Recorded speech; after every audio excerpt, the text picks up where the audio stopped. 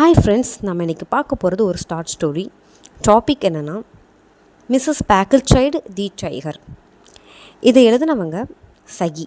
இந்த கதையின் மூலம் நம்ம என்ன தெரிஞ்சுக்கலான்னா, ஒரு மனிதனின் தற்புகழ்ச்சி மற்றும் பொறாமை, போலி வேடம். நம்ம கதைக்குள்ளே போகலாம் வாங்க. இதில் 3 கேரக்டர்ஸ் இருக்காங்க, அதாவது பெண்கள். மெயின் கேரக்டர் மிஸ்ஸஸ் பேக்கிள்சைல்டு. இவங்கள வச்சு தான் ஒரு கதை போகுது. இவங்க பொறாமை பிடிச்சவங்க, தற்புகழ்ச்சி, பேராசை கொண்டவங்க. 2வது லூயிசா மெபின். இவங்க கஞ்சத்தனம்.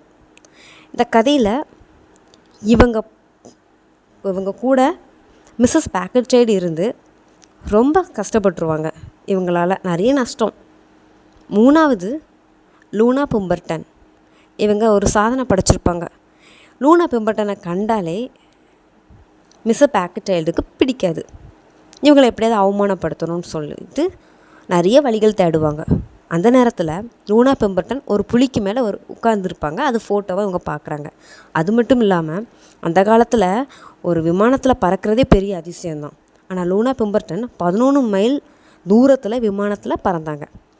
இது ஊரே புகழ்ந்து பேசும்போது மிஸ்ஸஸ் பேக்கிள்சைல்டுக்கு ரொம்ப ஒரு பொறாமை, தாங்க முடியாத ஒரு அவமானம். எப்படியாவது நம்ம இவளே மாதிரி ஒரு சாதனை பண்ணி புகழ்ந்து எல்லோரும் நம்மளை பாராட்டணும்னு சொல்லிக்கிட்டு நிறைய வழிகளை தேடுவாங்க. அந்த நேரத்தில் தான் ஒரு புலியை கொன்னா எப்படி இருக்கும், அதுவும் நம்ம ஒரு வயசான புலியை தான் கொல்லணும்.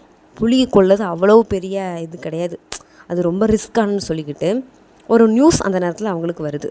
ஒரு விவசாய நிலத்தில் ஒரு கிராமத்தில் ஒரு புலி எல்லாத்தையுமே, விவசாய நிலத்தை ஃபுல்லாகவே அது பாழாக்கிடுச்சு, இந்த புலியை பிடிக்கணும்னு சொல்லிட்டு.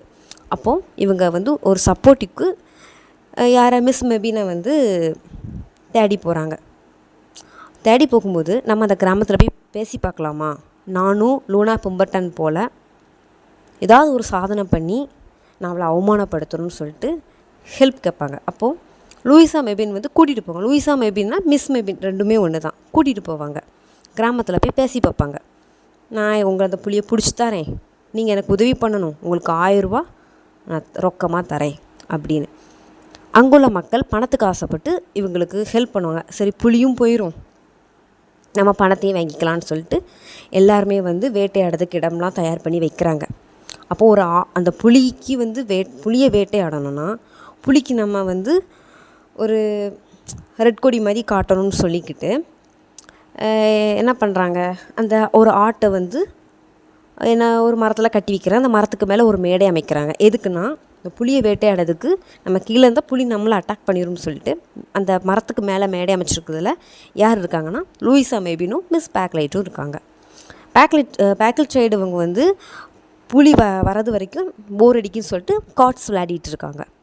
அந்த நேரத்தில் ஒரு புலி வருது. இது மிஸ் மெபின் பார்த்துட்டு மிஸ் பேக்கிள்சைல்டை புலி வருது, இப்போ நீ வேட்டையாட கரெக்டாக இருக்கும்னு சொல்லிட்டு புலியை சுடுறாங்க. புலிக்கு மேலே குண்டு போட்டோன்னே புலி கீழே விழுந்துட்டு செத்து போயிட்டு. ஆனால் இதை ஊர் ஃபுல்லாக தம்பட்டு அடிக்கிறாங்க. அந்த கதையில் ஒரு ட்விஸ்ட்டு இருக்குது, அது இனிமேல் தான் சொல்லுவேன். ஊர் ஃபுல்லாக தம்பட்டு அடிக்கிறாங்க. யார்? மிஸ்ஸஸ் பேக்கிள்சைல்டு. இது லூனா பெம்பர்டனுக்கு போய் சேரணும்னு சொல்லிக்கிட்டு நான் புலியை கொண்டுட்டேன் அப்படின்னு சொல்லிட்டு ஒரு பெருமையாக எல்லாத்தையும் பேசிகிட்ருக்காங்க. ஆனால் ஊர் மக்கள் எல்லோரும் நம்பிட்டாங்க. அதில் என்னென்னா, மிஸ் மெபின் நம்பவே இல்லை. நீ புலியை சுடலை, ஆட்டை தான் சுட்டிருக்க. புலி அதை அந்த துப்பாக்கி சவுண்டில் அது செத்து போச்சு. இது யாருக்கு தெரியக்கூடாதுன்னா, லூனா பெம்பர்டனுக்கு தெரியக்கூடாதுன்னா நீ எனக்கு கேட்டது தரணும் அப்படின்னு. சரி, வெளியில் தெரிஞ்ச மானம் பேரும், நம்ம லூனா பெம்பர்டனா அவ்வளோ அவமானப்படுத்துறது பதிலாக நம்ம அவமானப்படுறோன்னு சொல்லிக்கிட்டு, ஓகே நீ என்ன கேட்டாலும் நான் தரேன்னு சொல்லிக்கிட்டு லஞ்சம் பேசுவாங்க. அப்போது மிஸ் மெபினுக்கு ஒரு பெரிய ஆடம்பரமான பங்களாவுக்கு மேலே ஆசை.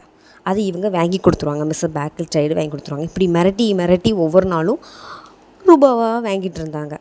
இது மிஸ் பேக்கிள்சைல்டுக்கு பிடிக்கல, வருத்தமாக இருக்குது. சே, நம்ம அந்த தேவையில்லாத வேலை பார்த்துட்டோமோ அப்படின்னு சொல்லிட்டு இருக்கட்டும் சொல்லிட்டு லூனா பெம்பர்டனுக்கு அவமானப்படுத்துறதுக்காண்டி அந்த புலியோட நகை இருக்குல்ல, அந்த நகத்தில் ப்ரூச் செஞ்சு கொடுக்கணும்னு சொல்லிக்கிட்டு ரொம்ப ஆர்வமாக இருப்பாங்க. கடைசியில் வந்து அந்த வீடு வாங்கி கொடுத்தாங்களோ அந்த வீட்டுக்கு மிஸ் மெபின் என்ன பேர் வைப்பாங்கன்னா தி டைகர்னு பேர் வைப்பாங்க. அதான் அந்த கதையோட தலைப்பு. தி டைகர்னு பேர் வச்சோன்னா அதுக்கு ஒரு பார்ட்டி வைப்பாங்க. கிராமத்துலேயும் ஒரு பார்ட்டி வச்சு எல்லாருமே சந்தோஷமாக இருப்பாங்க. வீடு வாங்கினதுக்கும் மிஸ் மெபின் எல்லாத்துக்கும் ட்ரீட் வைப்பாங்க. அந்த பார்ட்டியில் வந்து எல்லோரும் கேட்பாங்க மிஸ் மெபின்ட்ட, எப்படி உனக்கு இவ்வளோ ரூபா உனக்கு கிடச்சிச்சு, வீடு எப்படி வாங்கிட்டு பங்களா வாங்கிட்ட அப்படின்னு. இவங்க புத்திசாலியில் நம்ம வந்து உண்மையை சொல்லிட்டோம்னா ரூபா கேட்க கிடைக்காது, அதுக்கு நம்ம பொய் சொல்லி சமாளிச்சுதான் சொல்லிக்கிட்டு வந்துச்சு ரூபா அப்படி சொல்லிட்டு இதை சமாளிச்சிட்டாங்க. லூனா பெம்பர்டன் அந்த பார்ட்டிக்கு போகவே இல்லை. அவங்களுக்கு என்ன கஷ்டமோ தெரியல, ஆனால் அவங்க அந்த பார்ட்டிக்கு போகவே இல்லை. யார் இவங்களுக்கு ரொம்ப கெத்தாக இருந்த மிஸ்ஸை பேக்கெட் சைடுக்கு லூனா பெம்பர்டனுக்கு இந்த நியூஸ் போயிட்டே நம்மளை எல்லோரும் பாராட்டுறாங்களே அப்படின்னு சொல்லிக்கிட்டு அளவிலா சந்தோஷத்தில் இருக்கும்போது ஒரு பக்கம் என்னென்னா நம்ம ஆட்டை சுட்டது வந்து நம்ம மிஸ் மெபினுக்கு தெரியாமல் இருந்துச்சுன்னா நம்மளுடைய பல ஆயிரக்கணக்கான ரூபாக்களை நம்ம காப்பாற்றிருக்கலாம். இப்படி நம்ம பிளாக்மெயிலில் மாட்டிக்கிட்டோமே, நம்ம ரூபா கொடுக்கணுமேன்னு சொல்லிட்டு வருத்தத்திலே இருப்பாங்க. அப்போது எல்லாருமே கேட்பாங்க நம்ம மிஸ்ஸை பேக்கெட் ஆகிட்ட, நீங்கள் இப்போ ஏன் வேட்டையாடுறது நிப்பாட்டிட்டீங்க? ஆனால் மொத்தத்தில் வேட்டையாடுறது நிப்பாட்டிட்டாங்க. நம்ம தெரியாமல் சொன்ன பொயில் நம்ம மாட்டிக்கிட்டோம், இந்த மாதிரி மறுபடியும் தப்பு பண்ணால் பல பிரச்சனைகளை சிக்க வேண்டியது இருக்குன்னு சொல்லிட்டு வேட்டையாடுறதை நிப்பாட்டிட்டாங்க. அது மிஸ் மெபினுக்கு வந்து அவங்களும் அவங்க ஒரு சைடாக போயிட்டுருக்காங்க. இந்த மிஸ்ஸை பேக்கெட் சைடும் வந்து வேட்டையாடு நிப்பாட்டினோன்னே எல்லார்ட்டையும் கேட்கும்போது ஒவ்வொரு காரணத்தையும் சொல்லி, இல்லை அதுக்கு ரொம்ப பராமரிப்பு செலவு ஆகும்.